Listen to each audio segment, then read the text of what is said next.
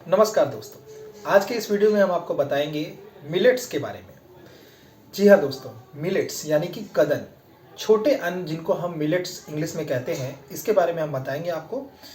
तो चलिए वीडियो शुरू करते हैं। मेरा नाम है सूरज और आप देख रहे हैं हमारा एक्सप्लेनेशन चैनल।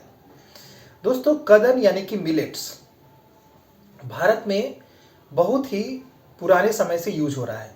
हमारा ये पारंपरिक अन्न है और ये जो मिलेट्स होते हैं वो बहुत ही पोषक होते हैं हमारे शरीर के लिए। इसको हिंदी में कदन कहा जाता है। कद और अन्न को मिला के इसका निर्माण हुआ है इस नाम का, कदन।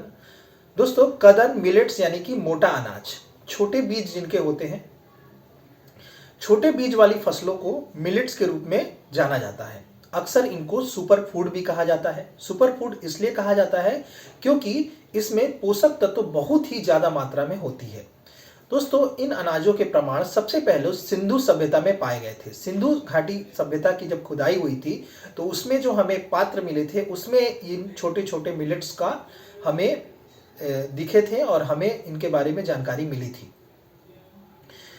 दोस्तों, ये भोजन के लिए उगाए गए सबसे पहले पौधों में से थे। यानी कि मानव सभ्यता का जब विकास हुआ था तो भोजन के लिए जब हम अनाज उत्पादन शुरू किए थे तो उस समय जो सबसे पहले जो अन्न उत्पादन किए गए थे उनमें ये मिलेट्स ही प्रमुखता से पाए गए हैं। यानी कि सिंधु घाटी सभ्यता में इनके उल्लेख मिले हैं हमें।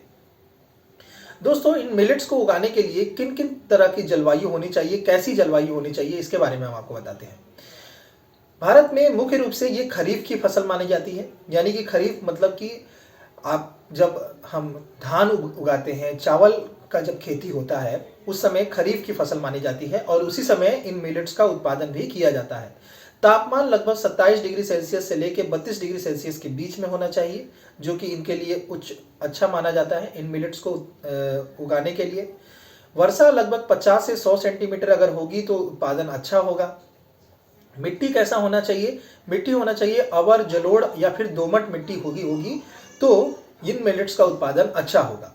दोस्तों, भारत और कदन का हम अगर व्याख्या करें तो विश्व के सबसे बड़े कदन यानी मिलेट उत्पादक अगर कोई देश है तो वो भारत है। पूरे विश्व का जो उत्पादन है उसका 20% भारत में उगाया जाता है और एशिया के कुल उत्पादन का करीब 80% जो मिलेट है वो भारत में उगाया जाता है। जबकि भारतीय लोग इसको थोड़ा सा भूल गए हैं और इसके जो महत्व है इसके बारे में अभी कम जान रहे हैं। जो नया जनरेशन आया है, पुराना जनरेशन तो इसको खाके ही बड़ा हुआ है, लेकिन नया जनरेशन केवल धान और गेहूं के बीच में सिमट के रह गया है। हम अपने मिलेट्स को भूल गए हैं जो कि हमारे शरीर के लिए बहुत ही ज्यादा फायदेमंद है। सबसे पहला आता है रागी। रागी का नाम हम लोग सबको ही सुने होंगे। रागी हमने खाया भी है, जिसको इंग्लिश में फिंगर मिलेट भी कहते हैं। ज्वार आता है, ज्वार को हम सोरगम कहते हैं। समा आता है जिसको हम लिटिल मिलेट के रूप में जानते हैं। बाजरा आता है जिसको हम पर्ल मिलेट के रूप में जानते हैं और चेना या पुनरवा जिसको हम पोर्सो मिलेट भी कहते हैं। ये सब नॉर्मल जो मिलेट है, कदन है, इनके नाम है। कुछ स्वदेशी किस्में भी हैं जैसे कि छोटा बाजरा। छोटे बाजरे के जो स्वदेशी किस्म है उसमें कोदो आता है, कुटकी आता है, चेना आता है और सावा आता है। ये सब स्वदेशी किस्में हैं। आजकल लोग पंछियों को खिलाने के लिए इन सब अनाज का उपयोग करते हैं, जबकि ये मनुष्य के लिए यानी हमारे और आपके लिए भी बहुत ही फायदेमंद है।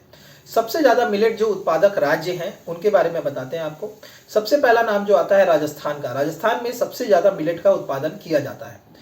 उसके बाद आता है कर्नाटक का, उसके बाद आता है महाराष्ट्र का, उसके बाद मध्य प्रदेश और फिर उत्तर प्रदेश। इस तरह से इन 5 राज्यों में सबसे ज्यादा मिलेट्स का उत्पादन किया जाता है। सरकार की पहल की बात की जाए तो जो गहन कदन संवर्धन के माध्यम से जो मिलेट्स के बारे में अगर पहल की बात की जाए, सरकार ने क्या क्या पहल की है मिलेट्स के उत्पादन के लिए, तो इसमें गहन कदन संवर्धन के माध्यम से जो पोषण सुरक्षा हमें मिल रही है उसके बारे में जो सरकार ने मिशन लॉन्च किया है। फिर से India's wealth millets for health, एक नया स्लोगन दिया है मोदी जी ने, India's wealth millets for health. उसके बाद मिलेट स्टार्टअप इनोवेशन चैलेंज भी उन्होंने शुरू किया है मोदी जी ने। मिलेट्स के लिए एमएसपी में वृद्धि का भी उन्होंने ऐलान किया है। यानी कि जो मैक्सिमम सेलिंग प्राइस है मिलेट्स की उसमें वृद्धि की जाएगी। कृषि मंत्रालय ने सन 2018 में मिलेट्स को पोषक अनाज के रूप में घोषित किया था। दोस्तों, अगर हम मिलेट्स के महत्व के बारे में बात करें तो ये बहुत ही सस्ता होता है, पोषण की दृष्टि से काफ़ी बेहतर होता है। इसमें बहुत ज़्यादा प्रोटीन पाया जाता है। फाइबर, खनिज, लोहा, कैल्शियम और ग्लाइसेमिक इंडेक्स में ये सबसे आगे होता है, यानी कि सबसे ज़्यादा इसमें खनिज, लोहा, कैल्शियम इत्यादि पाया जाता है, जो कि हम टैबलेट्स के माध्यम से लेते हैं। वो हम इन अनाजों के माध्यम से शरीर को वो पच भी जाएगा और बहुत ही अच्छा से हमारा शरीर उसको अवशोषित करेगा। इसलिए ये सब इसमें बहुत ही ज़्यादा पाया जाता है। जीवन शैली की जो समस्याएं आजकल आ गई हैं, लोग दिन भर बैठ के कार्य करते हैं, शारीरिक जो चलना फिरना, उठना बैठना बहुत ही कम हो गया है। तो इन जीवन शैली की जो समस्याएं हैं और कोई दूर करता है। स्वास्थ्य जैसी समस्याएं जैसे कि मोटापा, मधुमेह, इन सब से निपटने में मददगार साबित होता है। दोस्तों, ये असंवेदनशील जलवायु परिवर्तन के प्रति बहुत ही लचीला है, यानी कि जो जलवायु परिवर्तन, जो ग्लोबल वार्मिंग चल रहा है, उसमें भी ये ग्लोबल वार्मिंग को कम करने में बहुत ही मदद करता है और जल जो है पानी का बहुत ही कम उपयोग करता है। इसके उत्पादन में पानी का बहुत ही कम उपयोग होता है। यानी कि हर दृष्टि से देखा जाए तो मिलेट्स यानी कि कदन, ये हमारे जीवन के लिए, हमारे शरीर के लिए और हमारे जलवायु के लिए बहुत ही अच्छा है। तो कृपया आप भी अपने भोजन में मिलेट्स का प्रयोग करें और भारत को और अपने शरीर को भी समृद्धशाली बनाएं। तो नमस्कार दोस्तों, ऐसे ही वीडियो में हम आपसे आगे फिर मिलेंगे। तब तक के लिए हम आपसे विदा लेते हैं। अगर आपको ये वीडियो पसंद आता है तो इस वीडियो को लाइक करिए, हमारे चैनल को सब्सक्राइब करिए और अपने दोस्तों में शेयर करिए। नमस्कार।